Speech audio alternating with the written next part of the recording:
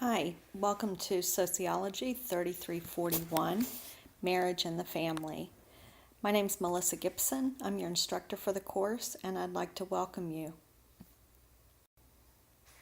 Just to give you an overview of the syllabus, I've listed for you my office. It's on the second floor of the College of Humanities and Social Sciences building, CHSS. My phone number is there for you, 294-4537, and then you can always contact me by email. I've also set up a couple of different ways that we can conference call or have a virtual office. Through Blackboard, there is a link on your Blackboard page called Virtual Office. You can click there and open up what is like a chat, kind of like a chat room. It can be private or it can be set up for groups, and we can talk through that if you wish. My office hours have changed this semester. This is an older slide, and they're now Mondays and Wednesdays only, 10 to 11. I'll be around until about 11:30 as well. So you can click on there. I'll be logged in, and if you have any questions, you can we can just kind of text each other through that. We can also set up a video conference through Google Plus. If you'll email me at my Google SAM address, we can set up some kind of appointment, and I've listed that there.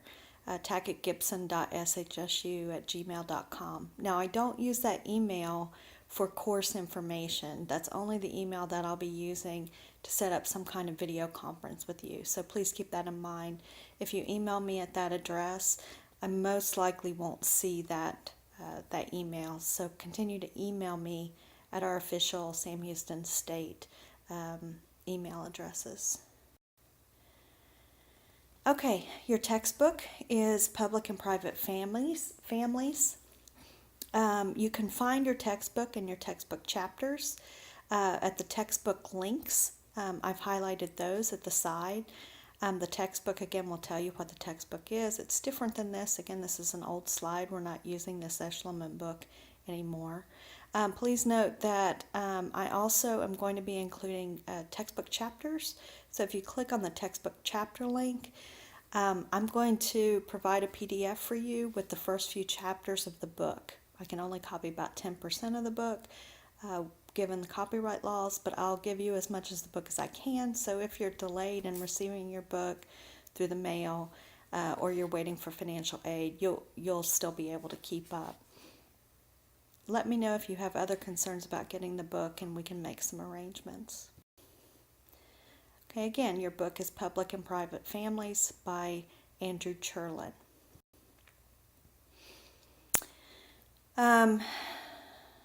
There might be some additional articles or websites that I'm going to ask you to read. All of those additional readings will be available for you on Blackboard. So again, this should read readings include one book, and then there may be some additional articles or websites. I'll give you that as we progress through the course. When you're reading, remember to read smart. I like to tell students to read like a grad student. We mainly have a textbook in this course, not a monograph, so a lot of the work is going to be bulleted in bold. There will be lists or outsets with different colors. That makes a book really easy to read. If you're reading a monograph, an introductory paragraph is important. The last paragraph is important. In any case, I would encourage you, whatever you're reading, to not read word for word. That's not really an efficient way to use your time when you read. Focus on the ideas rather than the actual words and sentences. And I think you'll get more out of the book, and you'll be less bored or tired of reading when we focus on understanding, not necessarily on reading every word for word that's there. One of my rules of thumb when I'm reading is that if I'm getting bored or sleepy or tired, I just skip a few pages. I might even skip a chapter until I'm interested again. And then usually there's something in that chapter or that few pages away that makes me think, wow, I didn't really get that. So I'm going to go back and read that first part that I skipped over. So it really helps me stay engaged.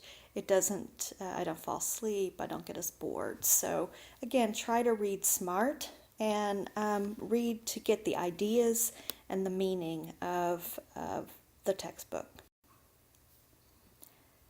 Just a few tips for succeeding online. Remember to check in the class regularly, so check on the blackboard at least a couple times a week.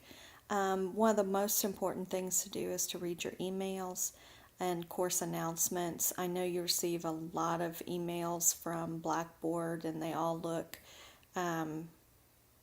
have this ridiculous header to them so that you can't really tell what the email's about unless you open it. But that tends to be how I communicate with you all. I'm trying to get better so that I post announcements and use notifications on the Blackboard page, but my first inclination is always just to send you all an email. So please read your emails. Most of the time the questions that I receive about the class, I've already addressed them in an email. It doesn't bother me when you ask those questions. I'll respond back and I'll answer those questions. But it will probably save you time and help you too if you read those emails up front. And again, I'm trying to get better, and I'll give you those announcements and notifications, but please pay attention to those emails. Do your work early in the week.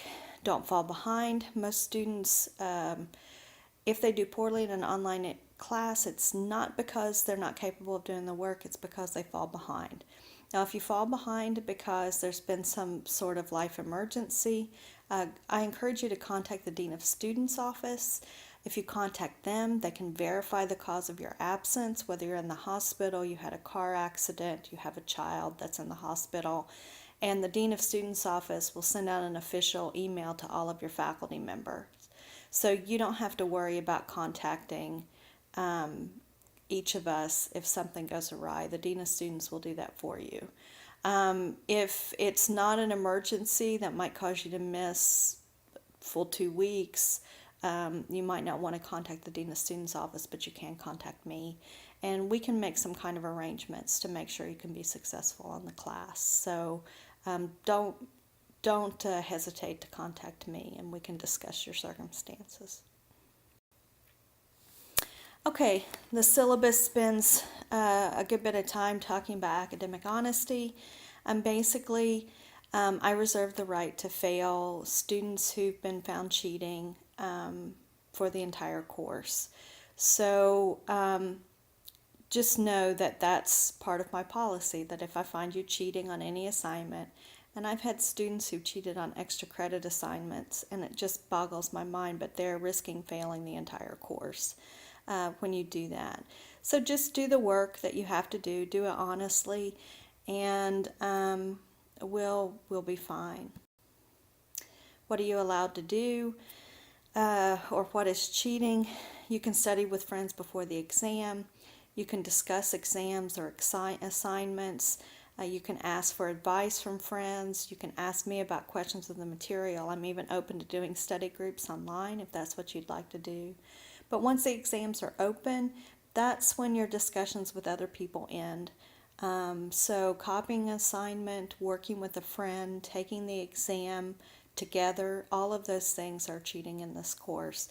Believe it or not, I've had other students email me with evidence that other students are cheating. So keep that in mind, and just remember the stakes are pretty high if you're choosing to cheat.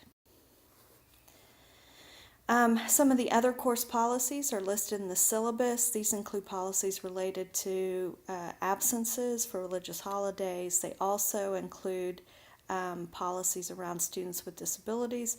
If you're a student with a disability and you need an accommodation form signed, just email me or come by the office, and we'll make sure that you have the accommodations you need to be successful in the course.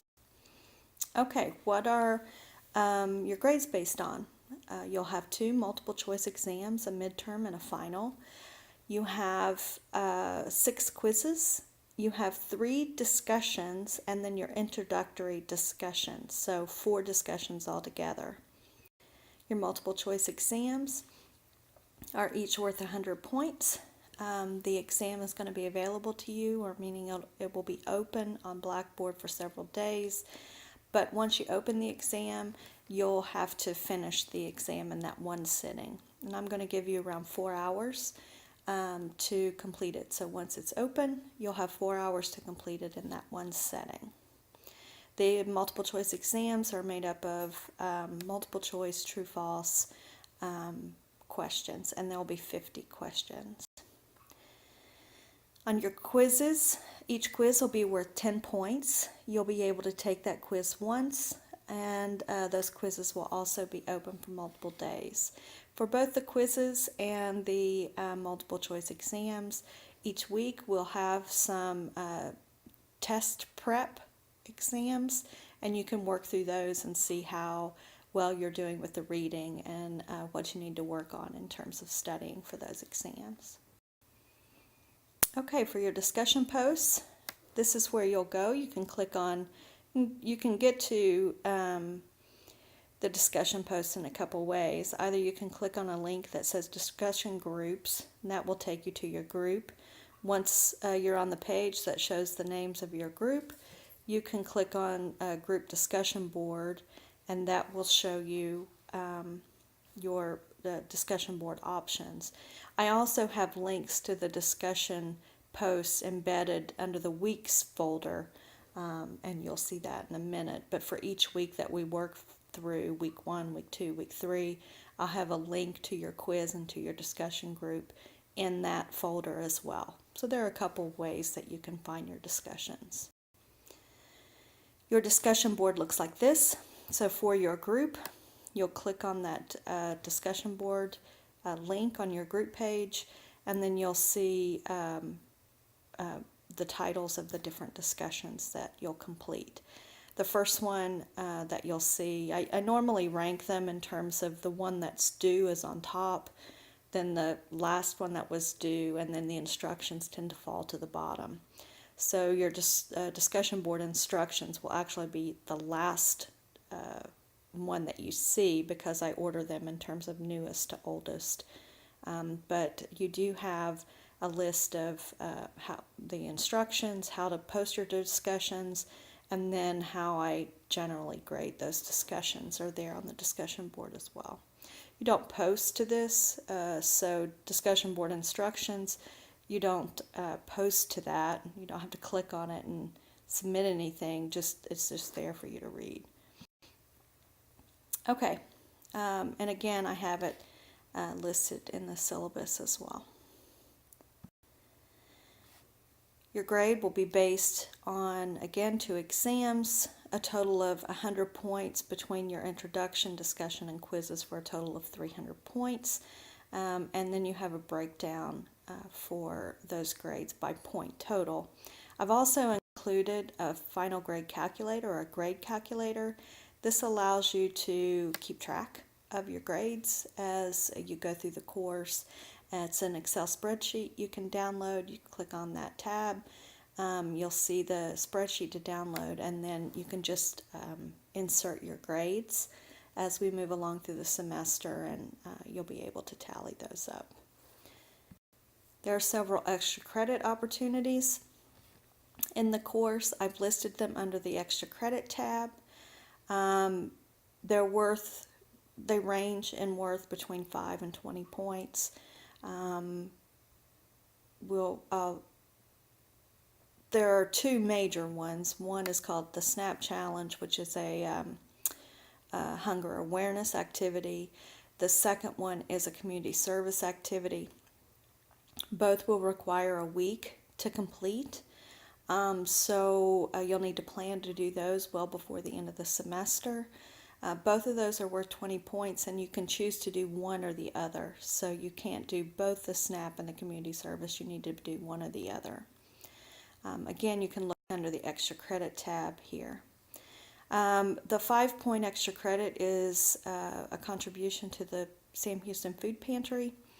We have a food pantry on campus, as many universities across the country are doing now. Many are opening food pantries because the needs of young adults, or the number of young adults that are becoming, it's called food insecure, is increasing. It's true in College Station and in Huntsville, actually. If you're interested, I'll talk more about that. But we're seeing an increase in hunger in those who are 18 to 25. So Sam Houston has a food pantry. If you make a contribution to the food pantry, either volunteer time or a can of food, you can get 5 points for that. And I have listed under the extra credit tab all the locations with boxes that you can drop off your food. When you make that contribution, if someone is around to sign a form, you can sign that food pantry extra credit form, have someone verify you made that contribution, or you can take a selfie and post that selfie on the Blackboard page. We have a Dropbox as well. You can see the Dropbox link there. You'll be able to post that there. You can also submit it on social media outlets, Instagram, Twitter, Facebook, and I've given you some hashtags to indicate, to mark that so we can all view it. If you have any more questions about the SNAP Challenge after reading about that, basically the SNAP Challenge is you go a week and you eat on a food stamp budget, which in Texas right now is on average $30 per week per individual. Again, I've listed the rules there, but if you're able to do that and keep a diary of that, I'll offer you 20 points. Again, please don't participate in the SNAP Challenge if you're pregnant, nursing, if you have any health problems, or if you're an athlete or an ROTC and are training. I mean, I don't want to compromise anyone's health with that. That's why we also have another extra credit opportunity that is the community service. And that community service, you'll volunteer about 8 hours. You'll interview and talk with staff for about another hour and a half. And your journal diary, or your diary for the community service, will be comprised mainly of the questions you ask your agency about the services they provide, their clients, and their challenges. Okay, this is what your schedule looks like. It has all of the usual information. The one point that I want to make is that all of your assignments will be due on Sunday night at 11:59. So whatever week it is, it's going to end on Sunday night at 11:59, and if you have an assignment due, that's when it will be due. So just keep that in mind, that if nothing else, come Sunday morning, you need to check Blackboard to make sure all of your assignments are due. If it's a discussion week, I want you to check Blackboard earlier than that so you can make your post and make your reply and be respectful of other students and their time so that you can they can reply back to your post as well. So I would prefer that all of that's done by Friday. That's not the official deadline, but I'd prefer to see things done by Friday. Your official deadline, however, for all of your assignments is on Sunday evenings. Okay, in case of changes, I'll tell you about it. Just remember, if anything does change, read your email. I'll try to post it as an announcement or as a notification on Blackboard. If there is a change, don't worry. Or if there's a problem, Blackboard goes down. If content isn't working, just don't worry. You're not going to be penalized. I'm not going to hold you accountable for things that are out of your control. So no need to just know. We'll work it all out. It might take a day, might take a day and a half, but we'll work it out and we'll make sure everything is fair. Okay, let's get started. To get started, you'll need to click on the Weeks tab. Once you open the Weeks tab, you'll see, and this isn't for your course, this is for last semester, so it's going to look a little different. The table of contents will look a little bit different. But the table of contents will show you all of the different sections of that week, all of the material that you need to work through for that week. You'll be able to see what your assignments are that week by just looking at the table of contents. If there's a quiz available, then it'll be listed there, and you'll know that you have a quiz due. I've also listed what is due for a given week under a section called Assignments and Exercises. Now, normally for each week, I'll have an introduction. It'll be a piece, 2 or 3 paragraphs that you'll read as part of the introduction to the week. I'll list your learning objectives, and then I'll also list your assignments and those things you need to complete. So if you have a quiz, if you have a discussion, look there. That will tell you what you need to do. So there are several places you can go to see what is due for a particular week. One, you can always go to the syllabus, and you can go to the weeks folder, and in the weeks folder you'll see both in the table of contents and in the course introduction, the week introduction, what's due that week. Okay, so let's get started. If you go to week 1, you'll have an introduction where you can post into the discussion board an introduction of yourself to the group. You also have a syllabus agreement form. That's a straightforward form that just lets me know you've read the syllabus and you understand it. Okay, I think we'll have a great semester.